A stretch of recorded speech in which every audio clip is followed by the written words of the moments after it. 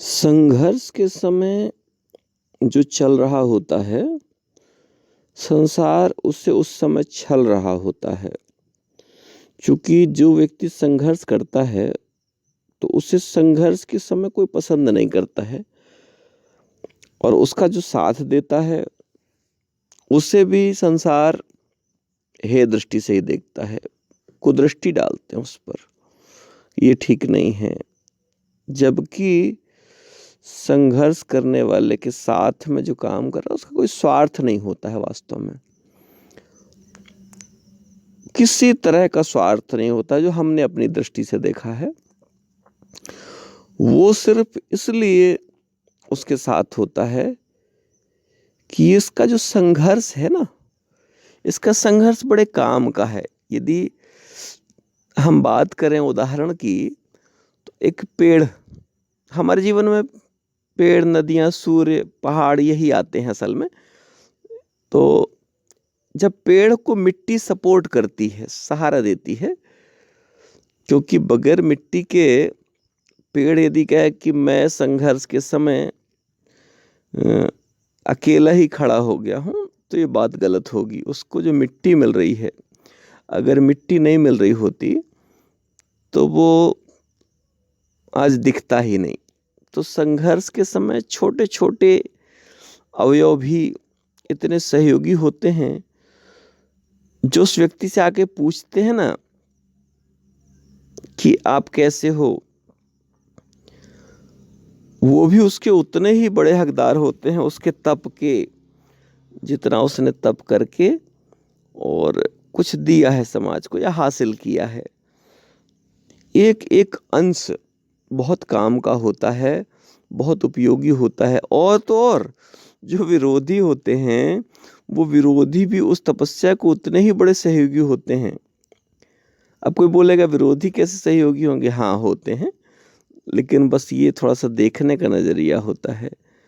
जब आप विरोधी को भी सहयोगी देखने लगें, ठीक है, विरोधी का सहयोगी हम थोड़ा सा बताएंगे, हमको जो समझ में आता है कि बताने का एक क्रम है। क्या होता है जब विरोधी आपका विरोध करता है, तो आपके अंदर एक और ऊर्जा जो है आती है कि देखो इसने विरोध किया है, तो मुझे तो ये करना ही है। और जब विरोधी के विरोध के बाद आप उसके विपरीत उसमें संघर्ष करते हैं, रगड़ लगाते हैं, जब आप और ताकत लगाते हैं, तो आपका संघर्ष साहस और मजबूत होता है। कुछ लोग तो इसको ये भी कह देते, देखो उसने विपरीत कहा था इसलिए तुम बढ़ गए। उसने विपरीत इसलिए नहीं कहा था कि आप बढ़ो, उसने विपरीत इसीलिए कहा था कि आप नहीं बढ़ो।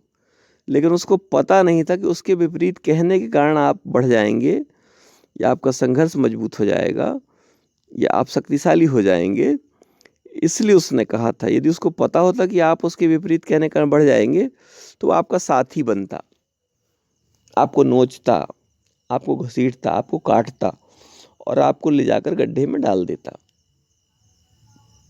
तो हम जो बात कर रहे हैं कि संघर्ष के समय में जो आपका सहयोगी होता है, उसको पहली बात तो है कि कभी छोड़ना नहीं अपनी तरफ से।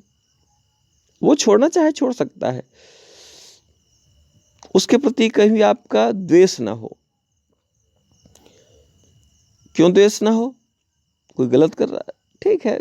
जब आप शत्रु के प्रति द्वेष नहीं रखते हैं, तो उसके प्रति क्यों रखेंगे?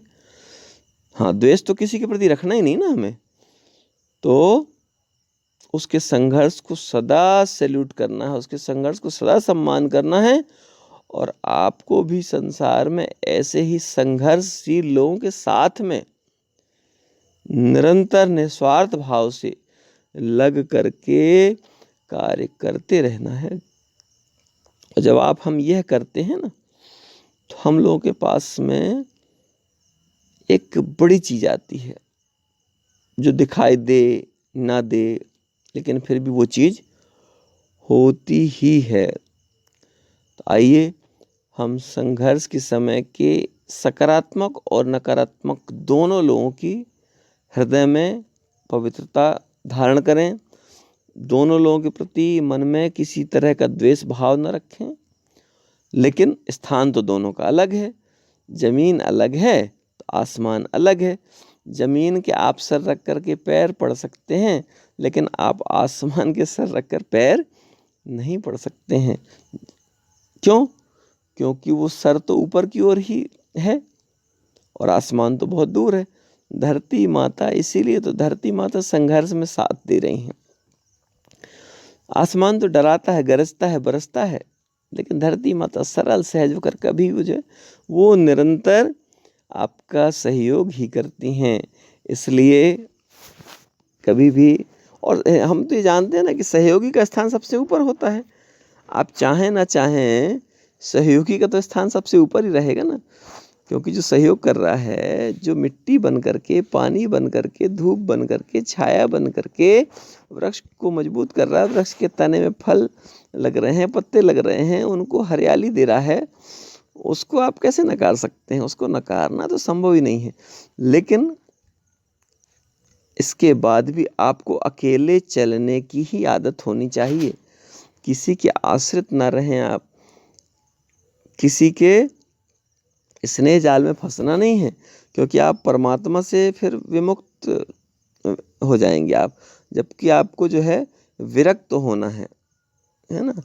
किसी भी तरह से किसी के लोभ में, किसी मोह में, किसी आडंबर में, किसी दिखावे में, किसी भी चीज, बिल्कुल इतना सरल सहज हो जाना है कि आपकी सरलता सहजता को लोग मजाक उड़ा सकें आपकी सरलता सहजता का।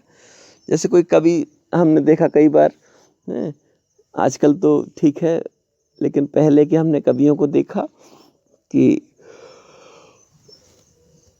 उनका जो एक पहनावा होता है, उसमें दिखावा कहीं नहीं होता है। वो पहनावा जैसा है, और पहनावा होगा भी तो सादगी का पहनावा होगा, है ना। तो कुल मिलाकर के ये सब पवित्र भाव हैं, जीवन के अनुभव होते हैं, इनको रखना पड़ता है। कोई स्वीकारेगा, कोई नहीं स्वीकारेगा, इस पर भी बहुत परेशान होने की ज़रूरत नहीं रहती है। तो संघर्ष के समय छोटी से छोटी इकाई को भी महत्वपूर्ण माने।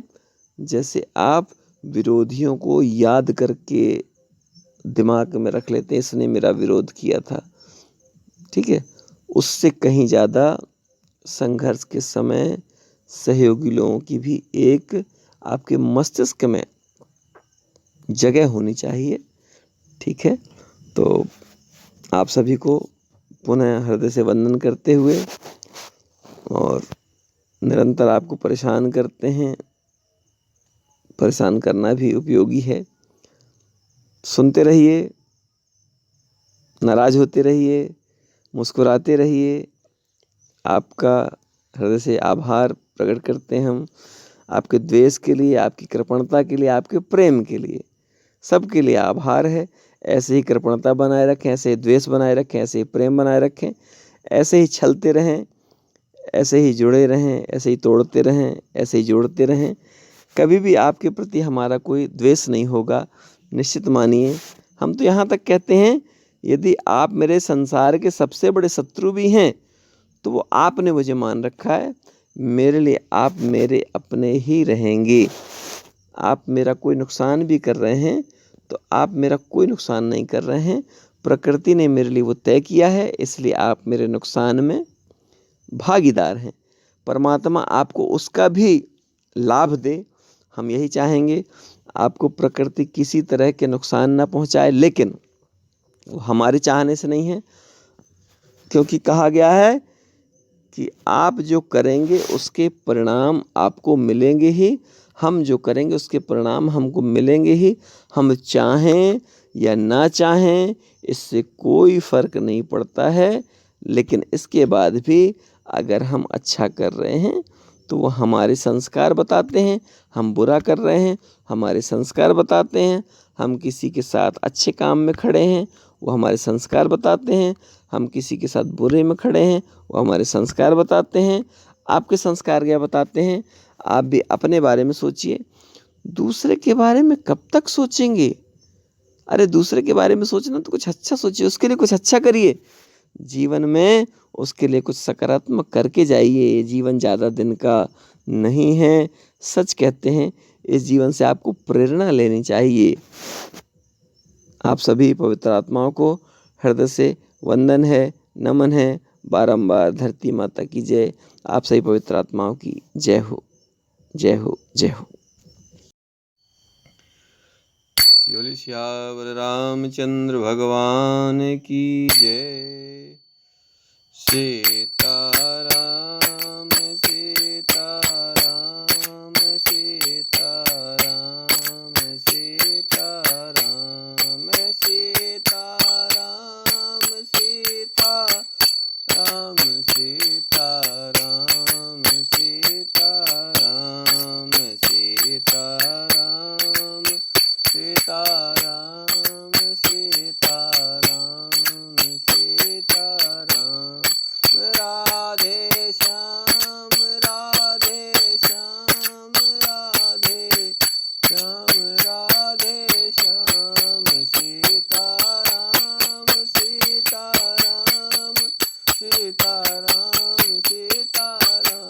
सीताराम सीताराम सीताराम सीताराम सीताराम। राधे श्याम राधे श्याम राधे श्याम राधे श्याम। सीताराम सीताराम सीताराम सीताराम सीताराम सीताराम सीताराम सीताराम। राधे श्याम राधे श्याम राधे श्याम राधे श्याम राधे श्याम राधे श्याम राधे श्याम राधे श्याम। सीताराम सीताराम सीताराम सीताराम सीताराम सीताराम। जय सीताराम सीताराम।